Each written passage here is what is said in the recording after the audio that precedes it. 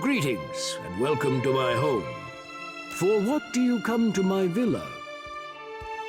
Is he going to do this every time?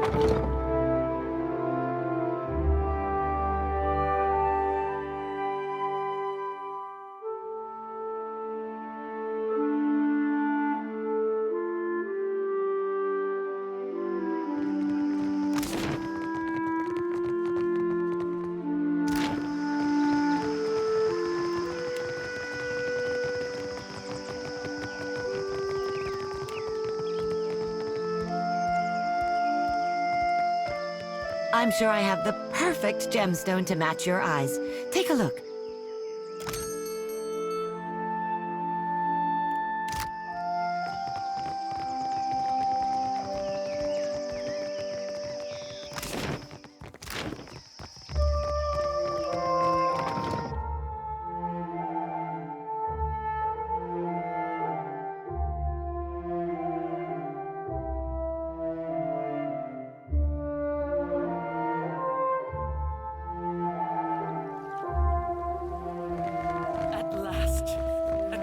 I have waited a second lifetime.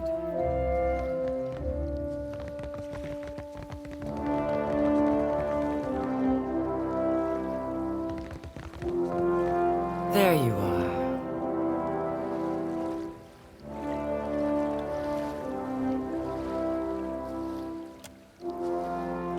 I did not expect to wait so long for Rikuhu's messenger. Or have you come as Barrett's usher?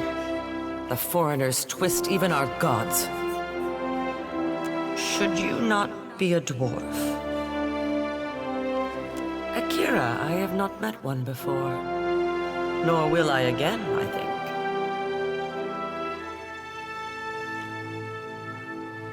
But you are here to take me away, are you not? Well, I refuse to go. Never will I move from this place until justice is done. I follow Magrin's way. Yet sickness took me before my time. I died alone and without honors. It must be put right. My body cannot be left here to rot, forgotten. I feel it there like an itch. I have been many things. And in performing my duties, I brought honor to my caste and to my kin. A sea captain, a great explorer, trusted advisor to the Queen herself. Now, that is before I left the sea for the mountains to make maps and guide others. Chief Navigator, that is what I made of myself. I can see nothing in this place of death but distant lights. But I feel I must be close to where I died. I have not taken one step since the darkness came.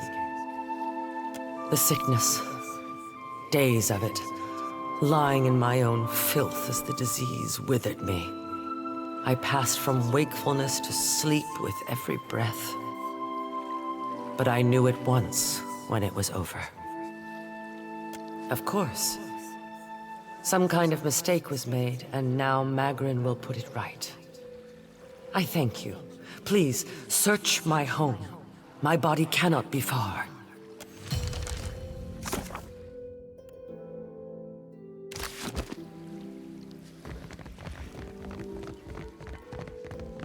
I've seen worse.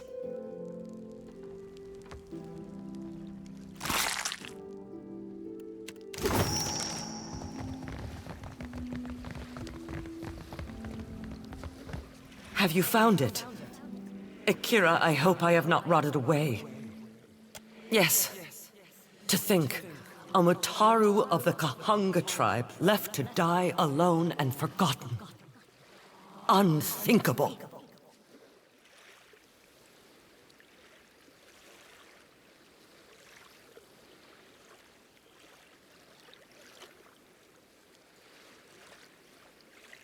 In life, I would have faced any challenge.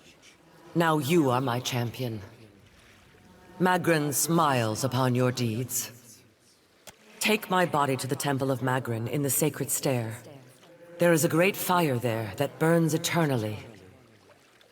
Burn my body there, so that it may be dedicated to Magrin in death.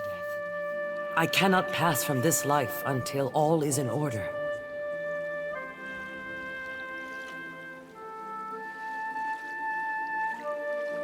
You are a blessing.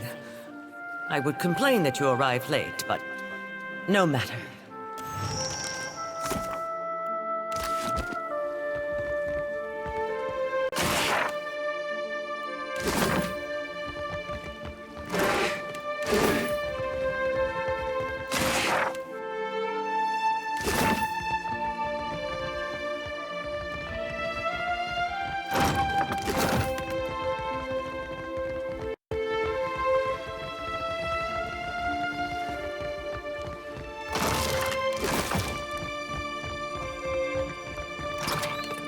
I can be quiet if you can.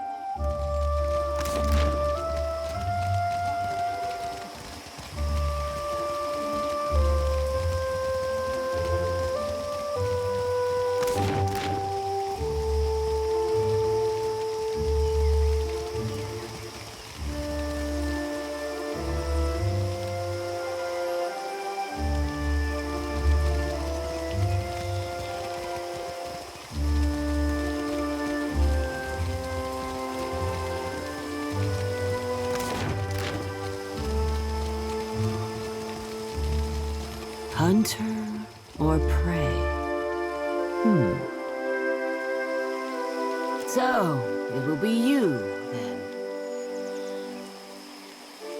You do not know what I talk of, Akira?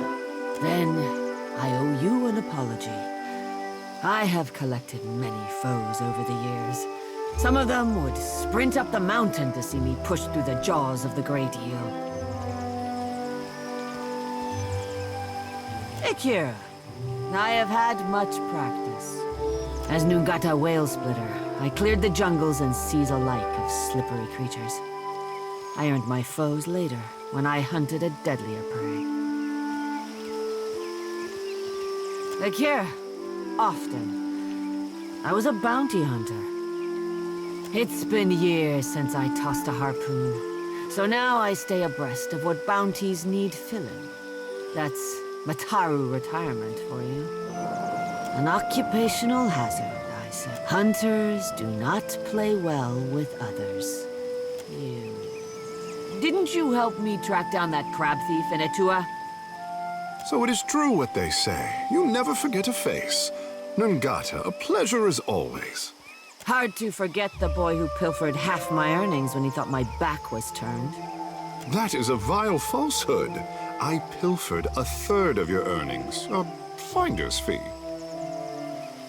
I miss traveling across the archipelago, answering to no one but my empty belly and purse. But this is a younger woman's game. Better that I step aside and make way for aspiring killers. Akara? Interested in taking up the trade, are we? I hear you've done good work for Aboko. We all start somewhere, I suppose. I warn you that I deal in the heads of the exceptionally dangerous. A lady needs standards, after all. You assume right, Hunter. Let's cut your teeth on clever Bena, infamous dwarf mystic of the obscure. A scavenger, I say. Picks off those who trust her for an evening, and then pockets their coin when she's bled them out. Bena was seen traveling on an island due southwest of Osongo.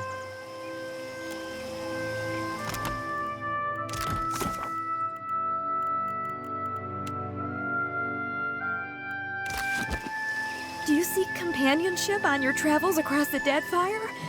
Why not take a little friend along? We have many animals on offer, all well-trained and eager for a new home. Akira, you are sure to find one that suits you.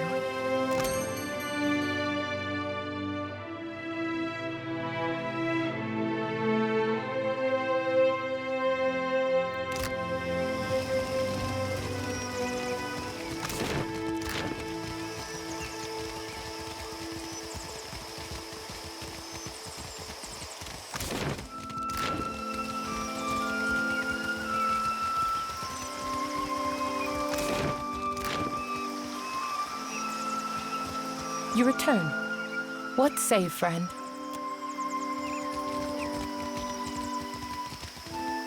Hold a moment. You may visit the palace and its shrine, but be warned. The Queen meets with trading company vipers. Take care you are not bitten. You will find her in her throne room through the door behind me. Inform the guards of your purpose. Whether the Queen will hear you above the baying of her guests is another matter.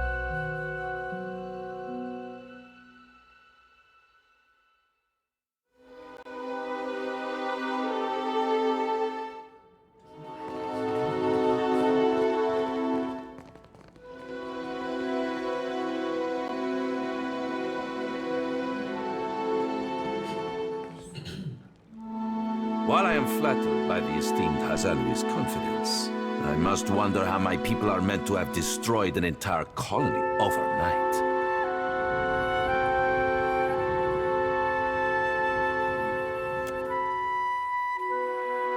You tell us. It's no coincidence that your outpost at Port Mage survived the recent storm. You speak as if I could command the tides, while you are casting your blame in a wide net. Why not look to our Kahanga allies? We do not share their talent for shaping water. I say our guest forgets himself. Brother, stand down. You are the one who mistakes my throne room for a sparring arena. I say this is beneath us. An interesting visitor in difficult times. You cannot be here to deliver a favorable omen.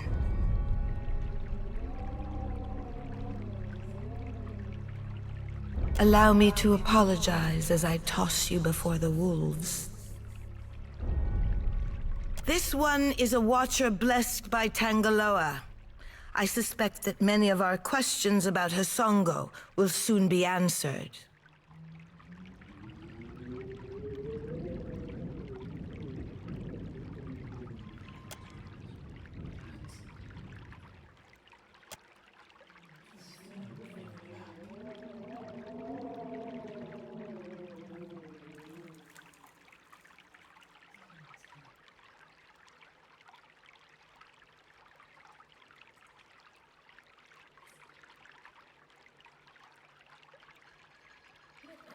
One of our busiest ports.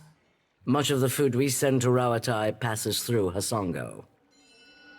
I take it from your question that you are not here to enlighten us about Hasongo.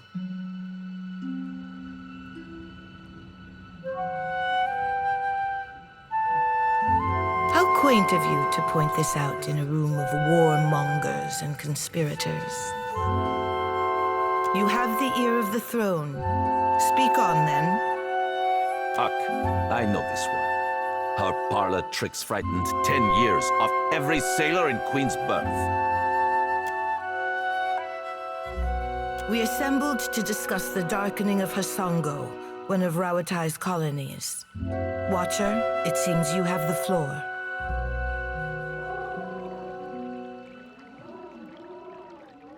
Huh. What sailor's tale is this? There's no sane explanation for what's been happening. You keep waiting for one, it'll be too late. Does tilling the soils of the Eastern Reach drive all men mad? You sound as crazy as the Dawn Star Dreamers. Have you not heard the rumors, Karu? An Adra Colossus marching across the sea. Sailor tales, but credible ones. How came a watcher from half the world away to be involved in these happenings? Enlighten the court.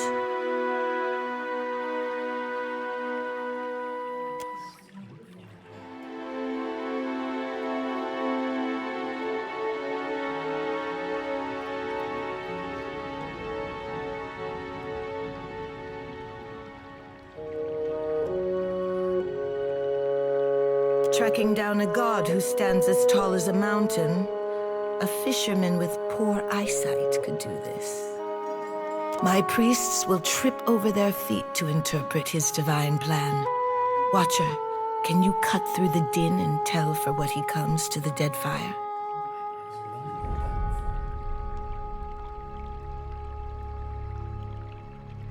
How resourceful of you.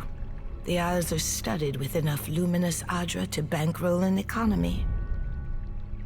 I believe our course is clear. We will send the Watcher to Hasongo. Set sail to the west of Nekataka. I would tell you to keep a weather eye out for a lighthouse, but the God of Light did not appreciate competition. Something to add, Hazanui? You have an eager look about you. She believes herself entitled to my ear, I say. Only that Hasongo is a Rawatayan outpost. It would be useful for the Watcher to take one of ours along. Ma'am? Maya's an expert sailor and a better sharpshooter. The best the Brass Citadel has to offer. Whatever comes your way, she'll see it first. If it gets me and Ashiza out of diplomat duty, we'd set sail with a drunk scolder at the helm.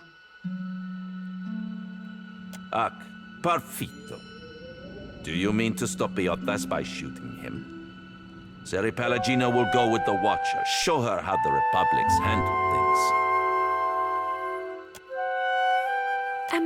Your Excellency, Palagina Messerai has been banished? She has been seen in Queen's Berth. I can have her report to headquarters. You should feel no obligation to take on additional crew. The choice is yours.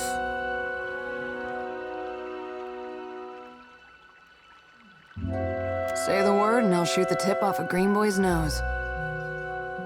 You're making a mistake, Watcher. In times like these, trustworthy allies are the most valuable asset of all. Calm down, Nero. I'm sure you'll get one of your spies in place eventually. In the meantime, Watcher, I hope you'll meet me in the Brass Citadel. There's more for us to discuss among friendlier company. I believe we are finished here. Are we? Aren't we popular? Take care at Hasongo. The Deadfire was overfull before Aethys blundered in. Your allies will use you toward any end. Do not give your trust lightly. I say it is beyond time our guests lick their wounds somewhere else.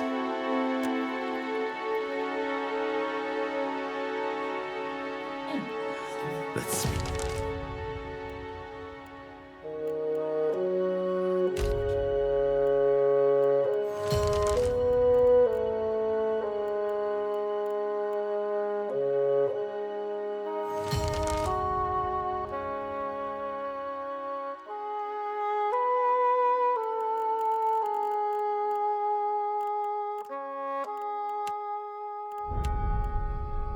While we have the chance.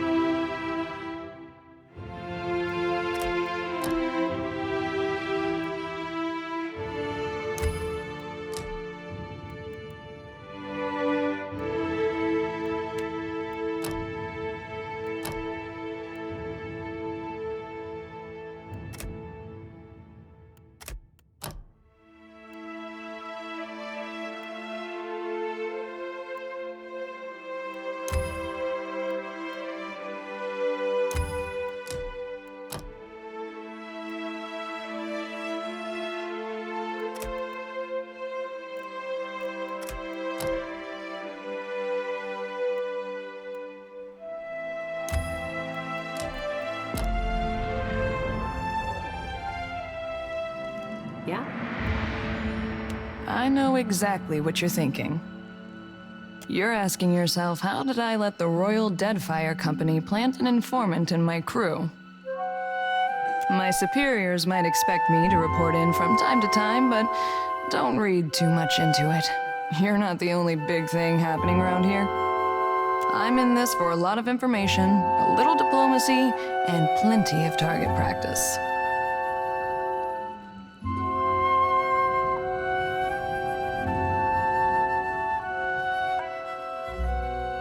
Better that you hear it from me than someone else, right?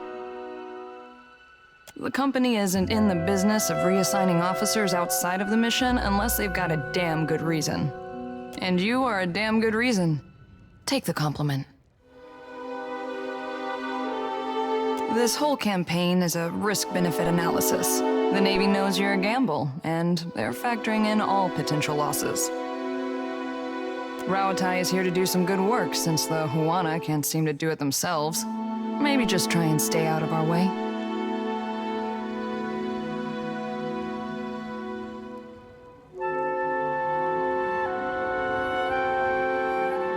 Uncomplicated.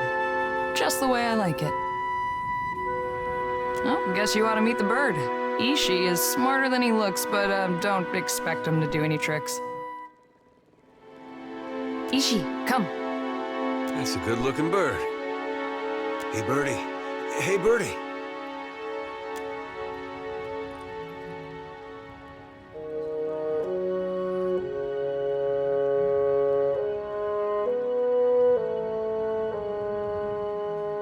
That'll go right to his head.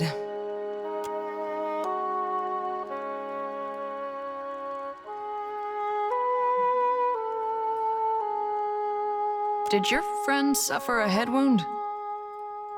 Before we get into deeper waters, I've got a question. You've got a ship and a title. Being captain means more than just wearing a big hat. A lot of tough calls to be made.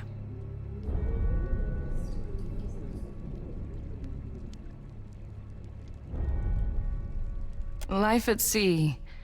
It does have a way of simplifying things down to the bare elements. A crew can be like family. They can also be like a nest of squalling infants. Let's say your galley cook was fixing to organize the rest of the crew into a mutiny. How would you handle it?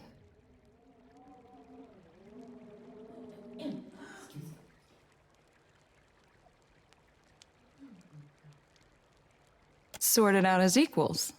Interesting. Of course, the only right answer is the one that works in a given time and place. I just wanted to hear yours. Ask me again when I'm wearing the big hat. That'll be a different Maya. But enough about me. Glad to be aboard, Captain. I've got some answers. Sure am. And I heard that you two spent some time together. Funny how the gods toss things together. Kana came back from the Deerwood with a head full of ideas about Rauatai's expansion. Getting out from under the academics suited him. I never knew he could be so political. More than his sister ever could be. You clearly had some sway on his opinions, more than I ever did. I wish you had told Kana to give up on the poetry. He's got no ear for it.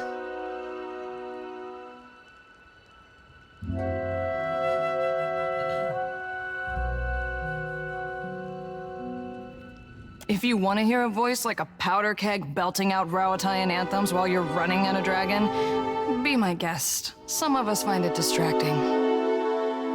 I do with bullets what Kana did with words.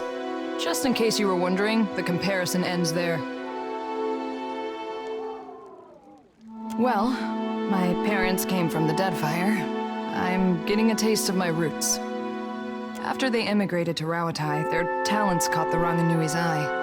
He saw them as this spectacle, this achievement of the old country, I guess. So they were honored guests. Not many Huana rose to distinction in Takoa. We were also curiosities.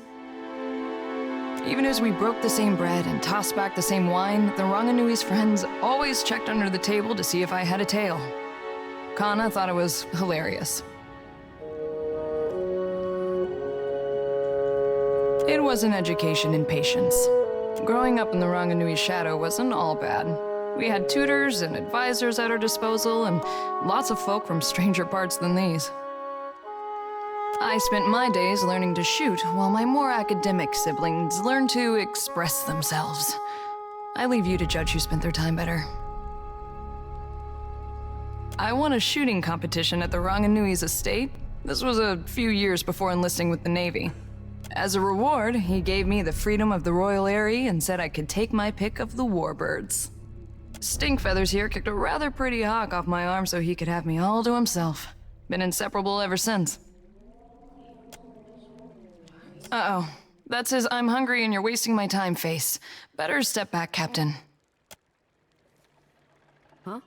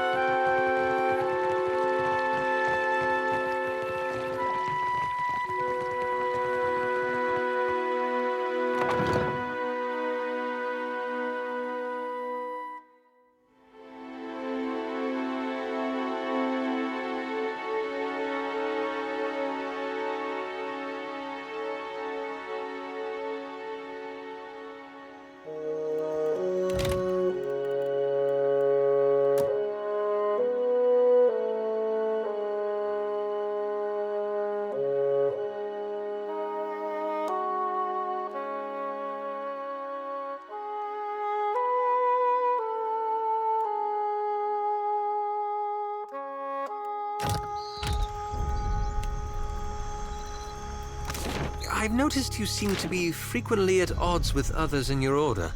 Some of my brethren don't understand why I gotta do what I do. But I'm not beholden to them. I can certainly sympathize.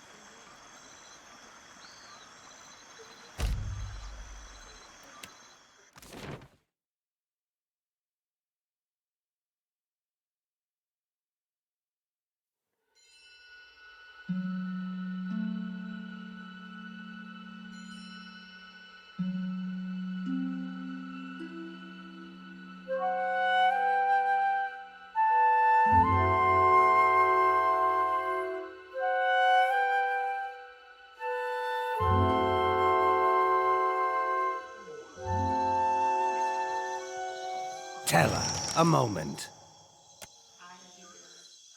I saw you speak to my dear amico Degnos, so I thought to myself, why, Talfor, you must meet her too. That is good to hear. So rare it is that I am glad of a stranger's interference. Would you like an escort to Queen's Berith, Tella? You never know what rough types may be about, and I would hate to see you waylaid. A gracious offer. We accept. Perguano, let us be off.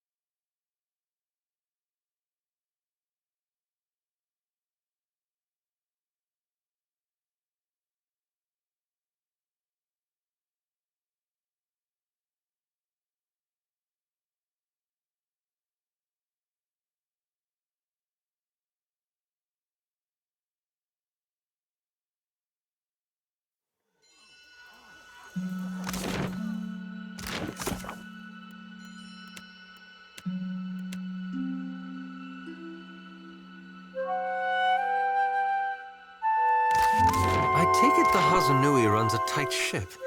Do you ever disagree with orders? Naturally. And I bark about it until the boss tells me to stand down. You Rawataians aren't much for passive aggression, are you?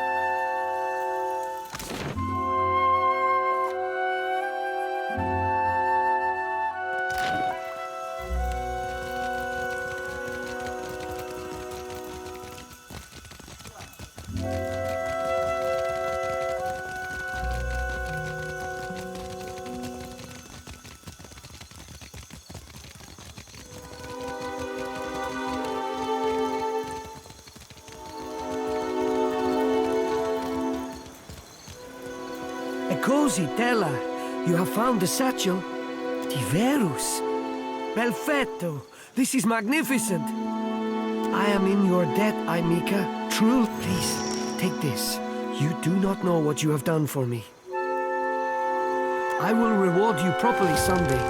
You will see.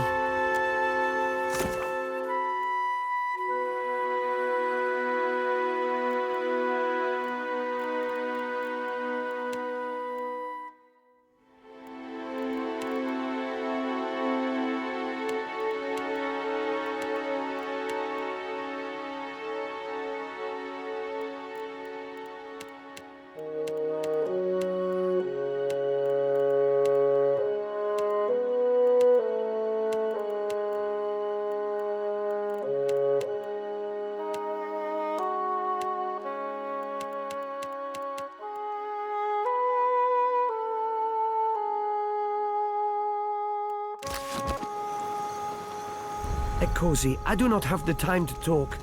I must help Aveta with her inventory. Our business is resolved, and the...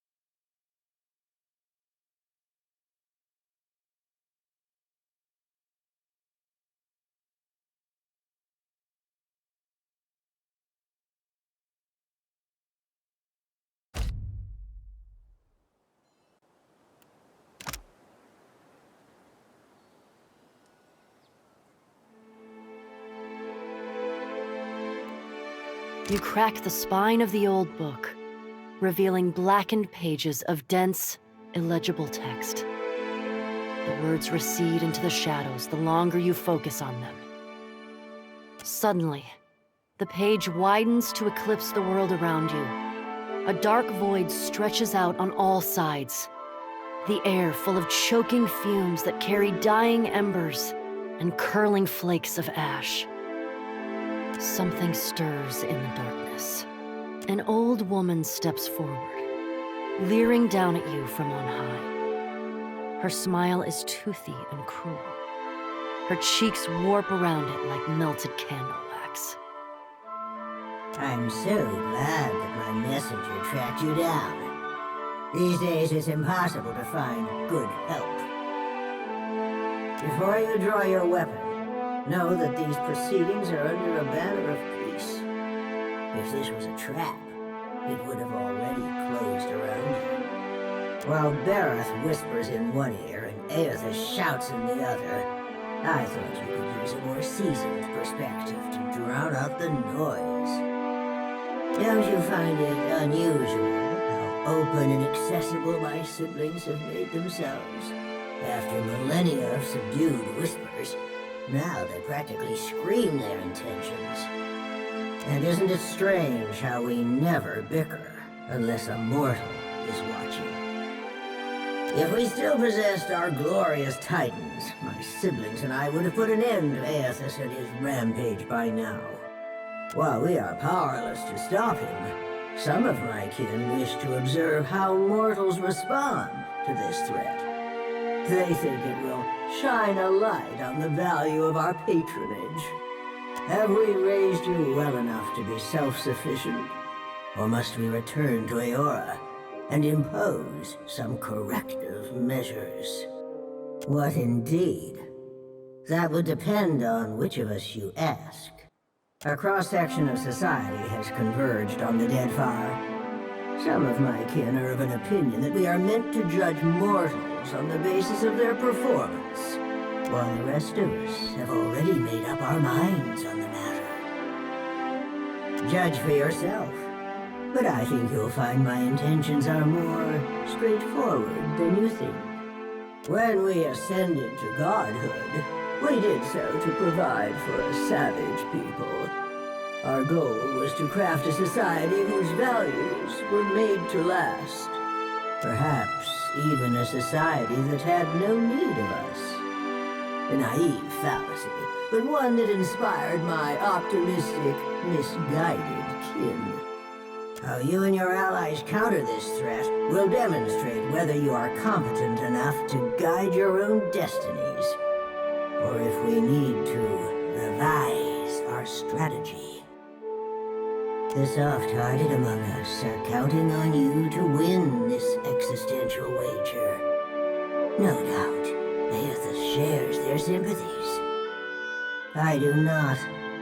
We exist to rule over mortals, Nothing can change that. So now you know the truth.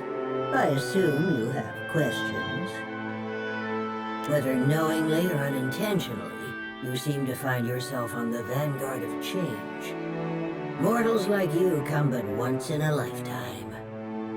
Some would react poorly if I stripped mortals of their freedom without giving them a chance to plead their case. You have the honor of standing tall as their advocate. Before I return to Eora and assume my position as your deserving tyrant, you have this opportunity to prove me wrong. To demonstrate whether or not mortals are responsible enough to claim their future. You speak as if you do. Mortals have precious little time to decide for themselves. Will they stand together as one, or swallow their pride and bend the knee? I have every confidence that you will disappoint us. Once my position is upheld, the undecided among the gods will embrace my plan. Prove it or disprove it, yes. I never agreed to this arrangement, but if your example demonstrates mortal ineptitude, as I trust it will, then I can make the plan serve me. An assertive minority of gods believe that your choices will prove the value of their wild optimism. As if mortal collaboration and ingenuity are endorsements of our leadership. Then there are those of us who know better, who are not so easily convinced. Kith are vulnerable, unless they submit to the destiny we chart for them. Thinking otherwise can only breed dissent and chaos. It was an ambitious plan, our utopia. Perhaps too ambitious. We ascended to power, responding to a need inadequately satisfied. Assuming these roles gave us the authority to mold Eora over time, to influence you and lay the groundwork for a society yet to come. On the outset of the plan, some believed that mortals would outgrow us, as if that was a favorable outcome. To me, our eternal pantheon was always a critical fixture. Aethys was one of those who supported mortals, while I have always been their most vocal critic. A valid, self-defeating question, and one which I posed often. We assumed that they, whoever they were, would reveal themselves to us. Rational government would rule in our stead, leaving churches vacant. Thanks to Aethys, we're pulling the dough from the oven before it's had a chance to fully rise. You unfortunate bastards never had the chance to prove me wrong. Opposition can take many forms. If a church embraces and weaponizes my doctrine, that is very different from me rampaging as a titan. Aethys is not known for subtlety.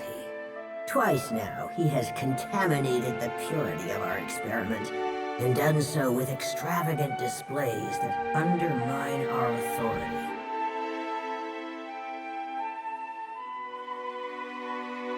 His approach was sophisticated, indirect. I owe you no explanations on the matter. Besides, you are not worthy to speak his name. I am the counterpoint to the soft-hearted. It makes no difference if mortals pass some arbitrary test. My mind is settled on the matter. Regardless of my feelings, the timing of this crisis forces us to accelerate our schedule. Final judgment comes sooner than any of us would prefer. You have learned much already. Only ask if you are ready for the truth. The wheel is our shared responsibility, and each of us serves it in our own fashion. I am the axle upon which the gods balance their power. Aethys keeps the wheel in motion. He was our promise to mortals that time and labor would yield a deserving reward on the next turning of the cycle. At the height of our power, we recognized the potential of the soul. We knew that it could be bound, split apart, diverted like a river, and hammered together. Hammering was trivial. Those of us who agreed with the Apotheosis Project, and many who did not, submitted to a violent and horrible erasure of our individuality. After the dust settled, we adopted the forms of beings from Eora's most prevalent myths. There were other faiths and legends, but we labored to strike their names from history. Much of reincarnation's mechanism exists in the idea space of the beyond. You wouldn't find a wall of cogs and levers unless we conjured one to illustrate a point. The wheel has but one material component in all of Eora. Something we built to channel essence through luminous Adra and into the beyond with reliable continuity. Before we intervened, the flow of essence was directionless, unpredictable. We succeeded in widening the gap, diverting it, giving it an efficient path to follow. Before we took control of the wheel, reincarnation was error-prone, lacking forward momentum. Hollowborn were fairly common, and hardly the worst of the soul maladies. Control gave us the power to strengthen the souls of intelligent kith over generations. We made you wiser, stronger, more likely to develop the society we thought you deserved. Every turning of the cycle demonstrated the righteousness of my belief.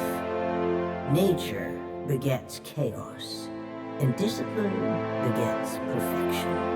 Yes, I think we will. This is not the end of our discussion. You know how to find your way back to this place. Wotica nods stiffly. You feel her presence drift as a breeze, rustling as it... There's some that's bound for Hanchense, and some that's bound for Mance. Heave away, Melendry, heave away. And some that's bound for Etac Bay, to teach them whales to dance. Heave away, Melendry boy, we're all bound to go. Oh, the crew, we are a-waiting for the turning of the tide. Heave away, Melendry, heave away. And me lads and lasses be gone again with the good westerly wind. Heave away, Melendry boy, we're all bound to go. Come hard working sailor lads, come on strong lasses.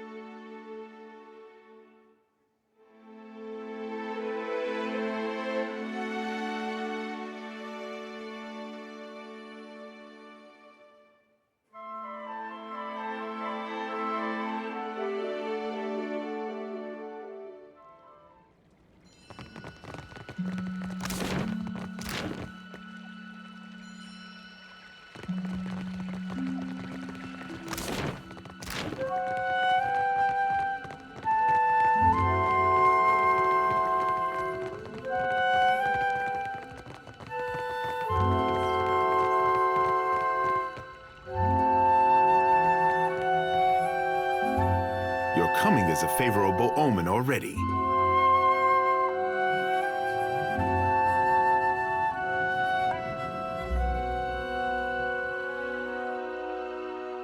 Such modesty, I say. You happen by a time when our rivals bicker and tear at each other's throats, bringing Gatis chosen on your trek up the mountain. It does not take a priest to see how the gods send us an outsider to dig under the skin of our enemies. Save your manners for my sister, hope of fashioning me for the arena, not the court. I will not paddle around the island. My sister wants to know if you are as useful as you are disruptive. She trusts me to judge this. You did not come this far to serve the crown, I say, but sailing is an expensive hobby. Loyal service can keep your galley stocked.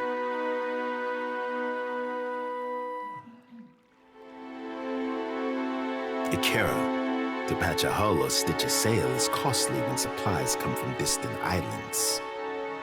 The city has honest work for those in need, I say, and insists that everyone carry a heavy purse. My sister keeps a tight grip on Nekataka, but the filth of it drips down her palm and into the gullet.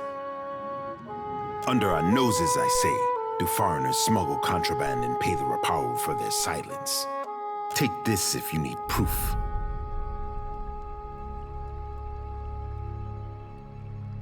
An envoy ship sank a day's voyage out of Nekataka. He wore that on his breast. My guards recovered it in a raid of the gullet. This confirms my suspicion. Nekataka has a pirate problem. Smugglers and thieves cluster like rats in Delver's Row, a growth in the bowels of our city.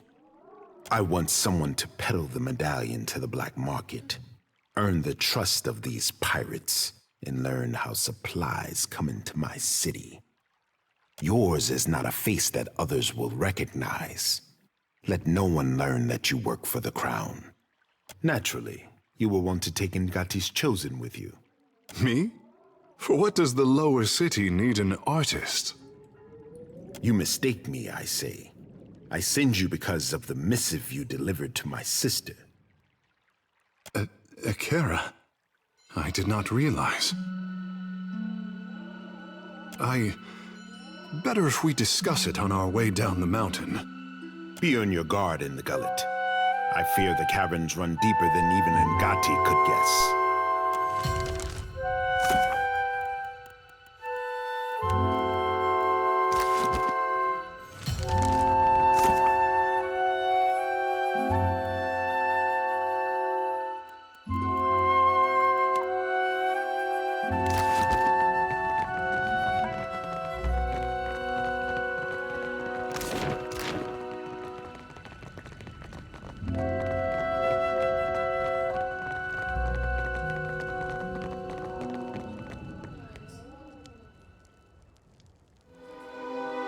What do you need of me? Well? I suppose it is. Are you familiar with the shield bearers of St. Elka? We are a paladin order. Word of our order persists in the homeland, then. Good. I am the son of a disgraced noble family. My father and brothers were executed for treason when I was a boy. Rightfully so, I must add. And my mother, sister, and I were thrown out on the street. All we had to our names was a trunk full of heirlooms. One of them was this suit of armor, which belonged to my eldest brother. Now I endeavor to live up to its promise and redeem my family's honor. That's the long and short of it, really. Well, you would need to become a shield bearer yourself to really learn it all. I suppose I can teach you a thing or two as we stand here. The privilege will run you 3,000 copper, however. As you like.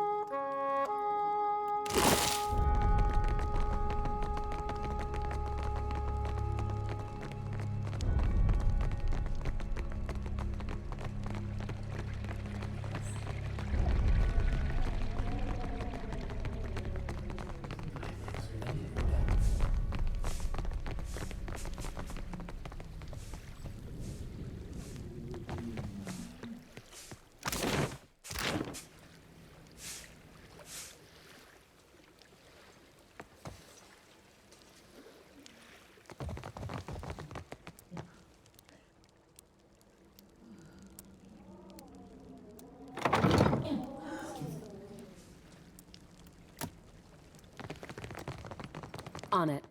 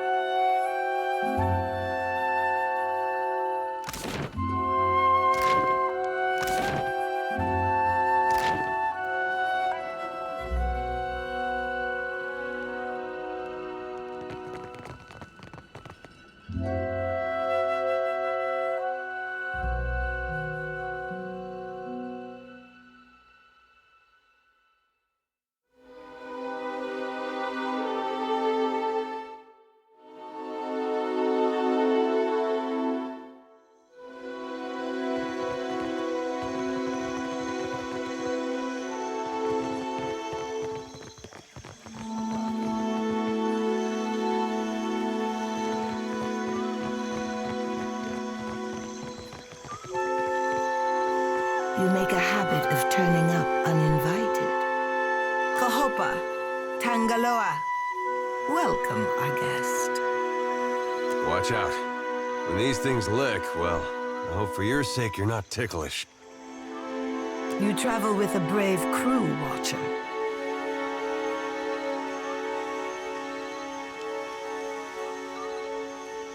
Nothing to fear, I say.